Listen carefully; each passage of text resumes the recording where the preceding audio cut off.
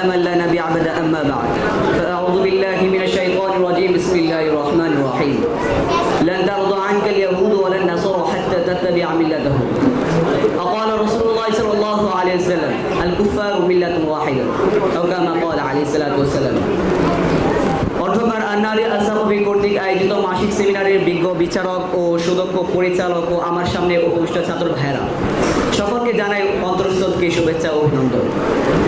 আন্নারি আসাফের মধ্যে অনেকগুলো বিষয় নির্ধারণ করে দিয়েছি, আর সেখান থেকে আমি আমার বিষয়বস্তু নির্ধারণ করে নিয়েছি ইহুদি ও মুসলমানদের শত্রুতা ইহুদ ও হিন্দুত্ববাদ, আর এই বিষয়ে কিছু আলোচনা করবো ইনশাআল্লাহ। প্রিয় উপস্থিতি, ইহুদি যারা আমাদের নতুন কিংবা পুরাতন কিংবা আমাদের আজকের শত্রু নয়, ইহুদিরা হলো আমাদের পূর্বেকার শত্রু। যখন রাসূল সাল্লাল্লাহু আলাইহি ওয়াসাল্লাম তার সত্য ধর্ম প্রচার করতেছিলেন, তখন থেকে ইহুদিরা তার বিরুদ্ধে লেগে যায়। তখন থেকে তারা চায় যে এই সত্য ধর্মকে নিশ্চিহ্ন করে দিতে পৃথিবী থেকে। তারা তখন থেকেই ষড়যন্ত্র করতে থাকে এই ইসলামের বিরুদ্ধে। তারা রাসূল সাল্লাল্লাহু আলাইহি ওয়াসাল্লামকে কত নির্যাতন করেছে তা বলার বাহিরে।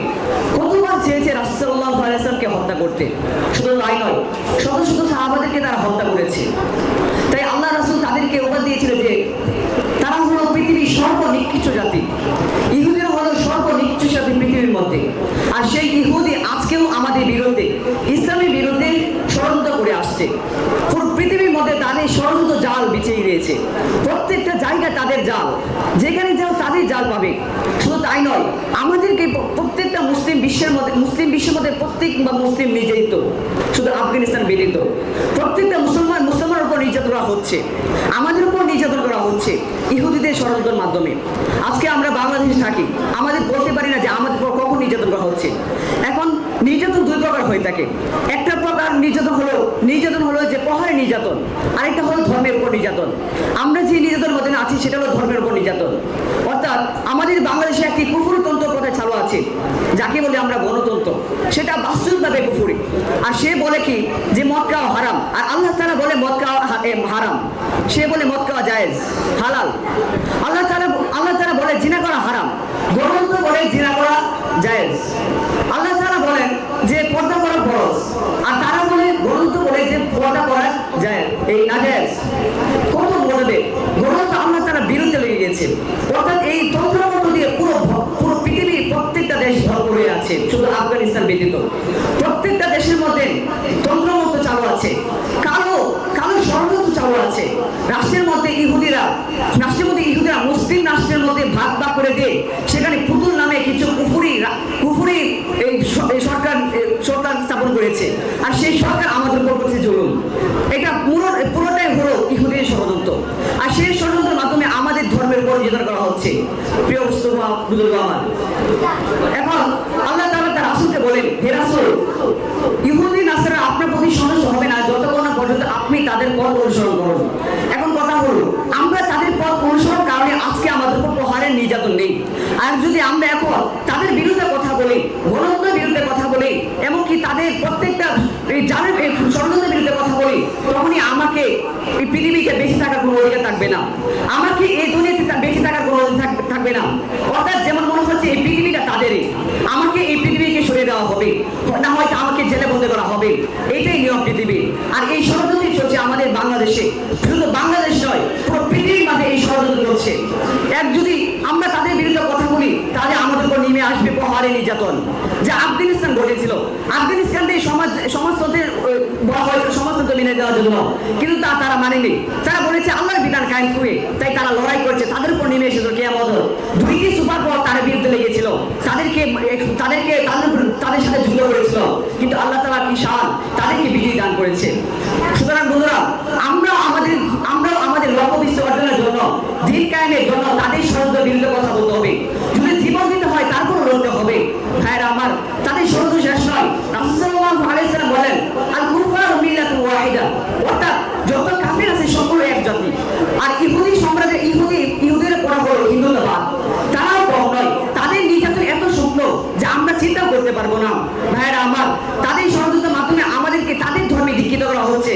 আজকে পহেলা বৈশাখের সময় মুসলমান জাতিরা, মুসলমান ছেলে মেয়েরা তাদের ধর্মের উৎসবের মতো আমরা বাংলাতে বলে পহেলা বৈশাখের কাপড় পরিধান করে এক প্লেটে পান্তা ভাত খাই, পুরুষ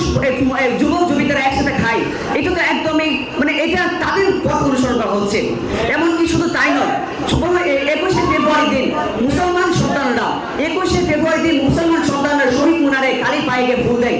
এটা হিন্দুদের মূর্তিতে একটা রীতি যা আজকে মুসলমান সন্তানরা করছে। শুধু তাই নয়, আর তার কত ভাবে আমাদেরকে তাদের ধর্মে দীক্ষিত করা হচ্ছে। এটার কারণ হলো আমাদের বাংলাদেশে ইহুদিদের কিছু দালাল আছে, যে দালালগুলো আমাদেরকে তাদের ধর্মে দীক্ষিত করতে সাহায্য করছে। তারা বলে এগুলো হলো বাংলাদিত্য, অর্থাৎ ঐতিহাসিক বাংলার বিষয়টি। এটা আগে না বলে বাংলায় তো বোঝা যায় না। তারা আমাদেরকে আরেকবার নির্যাতন করছে, আরেকবার বলছে, যেটা হলো খাবারের মধ্যে ফুড পয়জন খাদ্যের মধ্যে ফুড পয়জন খাদ্যের মধ্যে তারা বিভিন্নভাবে নাপাক বস্তু মিশিয়ে দিচ্ছে, যার ফলে আমাদের অন্তরগুলো আস্তে আস্তে দুর্বল হতে থাকে, দিল আমাদের ইমান নরম হতে থাকে। তাই তো আজকে গ্রাম অঞ্চলের মসজিদের মধ্যে মুসল্লি হয় 3 থেকে 4 জন 5 জন, কিন্তু যখন সোনালী যুগ ছিল তখন তো মুসল্লি হতো ভরপুর, তখন তো মানুষ ছিল ইসলামের বিরুদ্ধে কঠোর, তারা হকের বিরুদ্ধে কথা বলতে পারতো। আজকে কোথায় মুসলমান আর কোথায় মুসলমান জাতি, তারা কোথায় কথা বলে? আজকে মসজিদে নামাজ পড়তে হয়, ফজরের নামাজের মধ্যে এমন এমন মসজিদ আছে যে ইমাম সাহেব একা নামাজ পড়ে। আজকে মুসলমানদের এত ইমান দুর্বল হয়েছে কি জন্যে? তাদের ষড়যন্ত্রের কারণ। তাদের ষড়যন্ত্র এত গভীর হয়ে যাচ্ছে যে আমরা কল্পনা করতে পারবো না। প্রিয় উপস্থিতি, পরিশেষে আমি বলতে চাই যে আমাদের উপর পুরো পৃথিবী রাজত্ব করছে হলো এই জাতিসংঘ। আমাদের উপর নির্যাতন আসে জাতিসংঘ বলে, এমন কিছুই না। আরে ভাই, জাতিসংঘ আমাদের উপর রাজত্ব করে আমাদেরকে তারা ধ্বংস করছে। তাই আমি বলে দিতে চাই, এই জাতিসংঘ চলবে না। এই জাতিসংঘ পালন করে, এই জাতিসংঘ কথা মানে ইহুদির কথা, ইসরায়েলি কথা, যে ফিলিস্তিনের উপর শত শত বছর ধরে নির্যাতন করে আসছে, মুসলমানের উপর নির্যাতন করছে। তাই আমিও বলি, সেই জাতিসংঘ ভাঙা হবে, সেই জাতিসংঘ ভেঙে আল-আকসা আজাদ করা হবে, আল-আকসার মধ্যে কোরআনী বিধান কায়েম হবে, পুরো পৃথিবীর মধ্যে কোরআনী বিধান কায়েম হবে। এই জাতিসংঘ চলবে না, কুফরি মতামত চলবে না, প্রত্যেকটা মুসলমান দেশ এক হবে। গাজওয়ায় আসছে, ওই হে মুসলমান রুখে দাঁড়াও, আল্লাহর বিধান কায়েমের জন্য জীবন দাও, রক্ত দাও। যদি জীবন দাও তাহলে তুমি পাবে শান্তি, সুখ। এই সুখ দুনিয়ার সুখ কিছুই নয়, জান্নাতে রয়েছে পরম শান্তি। সেই সুখ যদি পেতে চাও, নিজের জীবন আল্লাহর রাস্তায় দিয়ে দাও। আল্লাহ তাআলা আমাদের বিধান দিয়েছে, ওয়াকিলু ফি সাবিলিল্লাহি আল্লাযী ইয়াকুতিলুনাকুম। আর তারা যদি তোমরা আল্লাহর রাস্তায় লড়াই করো, তারা যদি তোমাদের বিরুদ্ধে লড়াই করে, বাস্তবকে তারা আমাদের বিরুদ্ধে লড়াই করছে, আমাদের তারা ধ্বংস করছে, আমাদের উপর নির্যাতন করছে। তাই আমাদের উপর ফরজ হয়ে গেছে তাদের বিরুদ্ধে লড়াই করা। হিন্দুদের বিরুদ্ধে মুসলমানদের সাথে তারা লড়াই করছে। হিন্দু, নাসারা, কাফির, ইহুদি যত জাতি আছে সবগুলোকে পৃথিবী থেকে তাড়াবো ইনশাআল্লাহ। আল্লাহ সাহায্য করে সেখানে জাতিসংঘ হবে, সেটা হবে কোরআনী জাতিসংঘ। রাসূলের সুন্নাহ অনুযায়ী পৃথিবী গঠন করা হবে, আল্লাহর বিধান অনুযায়ী পুরো পৃথিবী গঠন হবে। তারা আমাদের আদেশ মানতে বাধ্য হবে। আমাদের সেই সোনালী অতীত ফিরে আনবো, যা উমর খালিদের সোনালী অতীত ছিল, সেই সোনালী অতীত ফিরে আনবো ইনশাআল্লাহ।